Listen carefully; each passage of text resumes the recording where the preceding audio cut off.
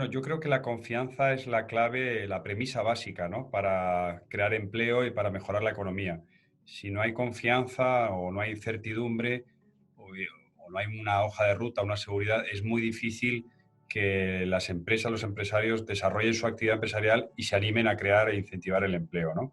Entonces, el clima de confianza se genera pues con dos elementos, a mi modo de ver, en mi ámbito laboral fundamentales. Primero, marcando, ya digo, la hoja de ruta de hacia dónde se quiere ir y qué es lo que se quiere conseguir, ¿no? Yo creo que los vaivenes o quizá las dudas en el camino, pues siempre generan problemas y desaniman la inversión y desaniman el empleo.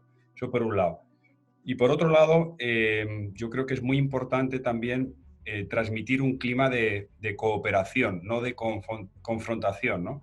En el ámbito laboral, nosotros siempre estamos muy acostumbrados al diálogo social, al diálogo entre empresarios y trabajadores, y yo creo que es un buen ejemplo de cómo la cooperación constructiva ayuda siempre a crear empleo, donde salen ganando siempre, en el caso del diálogo social, ambas partes, tanto empresarios como trabajadores.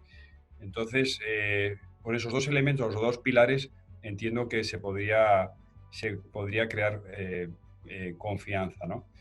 Em, Siempre he pensado que el empleo, y por concluir, el empleo no conoce ideologías. Creo que el empleo conoce de propuestas y medidas que lo incentivan o que lo destruyen o lo desaniman, ¿no?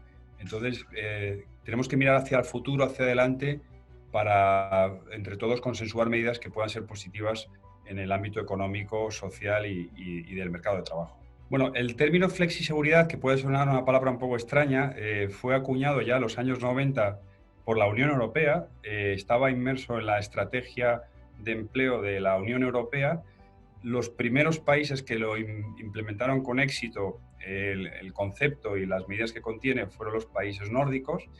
Y básicamente consiste en buscar un equilibrio entre las partes de una relación laboral, entre el empresario y el trabajador, con una regulación que, por un lado, sea flexible para que el empresario pueda adaptarse a las circunstancias, sobre todo a los momentos de crisis, y, por otro lado, facilite la seguridad y la protección necesaria para el trabajador. Por ejemplo, en materia de protección social, en materia de desempleo, en materia de salud, etcétera. Entonces, al final es un buen concepto porque recoge los derechos legítimos tanto del empresario de organizar su actividad de forma adecuada como del trabajador de estar suficientemente protegido. Entonces, en ese equilibrio es donde yo creo que nos tenemos que basar como principio fundamental para una normativa laboral. Y a eso me refiero cuando hablo de que la normativa laboral debe mirar hacia esa estrategia de flexibilidad que se acuñó en Europa. Ahora hemos tenido ejemplos muy recientes en la normativa que se ha dictado, por ejemplo, en materia de los expedientes de regulación temporal de empleo, los ERTES, donde pues se ha dado flexibilidad a las empresas para, en vez de acudir a los despidos masivamente, pues acudan a las suspensiones de contratos para no destruir tanto empleo. Y eso es un ejemplo de flexiseguridad, de flexibilidad interna para las empresas. Y por otro lado, pues se han suavizado las reglas para poder acceder al desempleo de una forma más sencilla. Hay pues ahora que se acaba de aprobar el ingreso mínimo vital, hay unas reglas también para la protección de salud de los trabajadores. Bueno, se ve que hay ahí un equilibrio. Y creo que esa es el camino a seguir para una normativa laboral que mire hacia el futuro y que sobre todo no obstaculice el empleo, y que al final es verdad que una ley en sí misma no crea empleo, la ley en sí misma, pero también es cierto que una ley manda un mensaje y da un impulso o no a la creación de empleo. Si no tenemos un régimen flexible para evitar despidos y para evitar extinciones masivas de contratos, las empresas, si tienen una atadura en la normativa, no solo laboral, sino financiera, fiscal, etcétera, pues al final buscan su refugio, y el refugio a veces, tristemente, más seguro es el de las suspensiones o quiebras, ¿no? Yo creo que tristemente vamos a ver, pues sobre todo para la pequeña y mediana empresa, la gran empresa puede aguantar más, pues unas situaciones muy críticas, de mucha dificultad.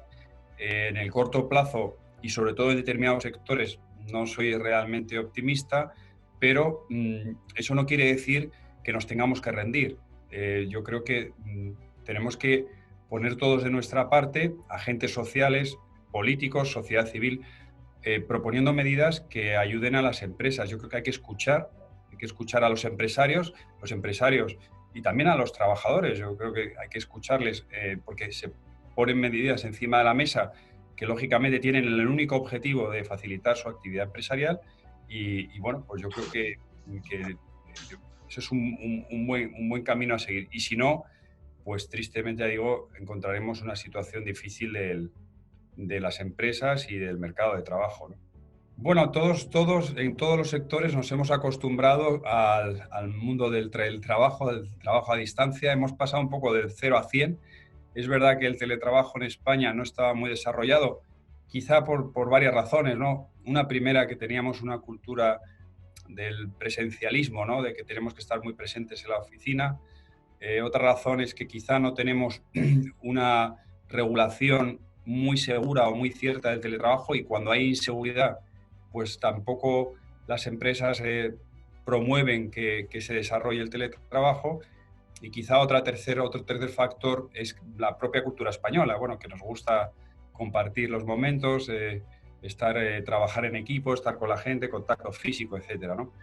Entonces, sí que es cierto que uno de los grandes factores que en la abogacía ya digo, en otras empresas, porque la abogacía al final es un sector más de la economía, pues vamos a ver claramente un desarrollo y un impulso del teletrabajo.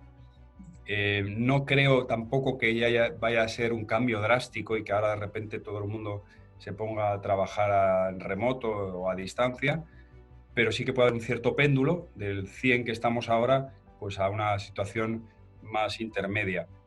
Pero esto está para quedarse. Yo creo que sí que es cierto que la práctica nos ha demostrado que funciona, que es efectiva, que es productiva, que los clientes bueno, y todo el mundo lo acepta, que se acepta con normalidad y yo creo que esto se va a potenciar más en el futuro. Y bueno, dependerá también, ya digo, de la regulación también porque se ha anunciado ya que hay un anteproyecto de ley de regulación del trabajo a distancia y veremos en qué queda, ¿no? Porque según cómo se regule, pues habrá ser más incentivo o menos para las empresas, ¿no? Y también para los abogados. Hemos aprendido a convivir con una crisis sanitaria que nunca habíamos pasado. De alguna forma también nos hemos vuelto un poco a mirar hacia nosotros mismos otra vez, es decir, a darle un sentido un poco más humano a la realidad social, a la realidad empresarial. Hay muchísimos ejemplos, hemos tenido muchísimos ejemplos de solidaridad empresarial, de solidaridad humana. Yo creo que eso es una enseñanza magnífica y ahí yo creo que ese pozo, esa base nos va a quedar para el futuro, ¿no? En negativo, pues siempre en situaciones críticas, pues a veces salen pues, ciertas confrontaciones políticas, sociales, que lógicamente nos impiden avanzar bueno, y ver más allá del bosque, ¿no? Yo creo que eso también puede ser, dándole la vuelta, puede ser también una enseñanza positiva, que ante estas situaciones pues debemos todos juntos colaborar en beneficio del país y no tanto en beneficio propio, mirar hacia adelante para sacarlo adelante.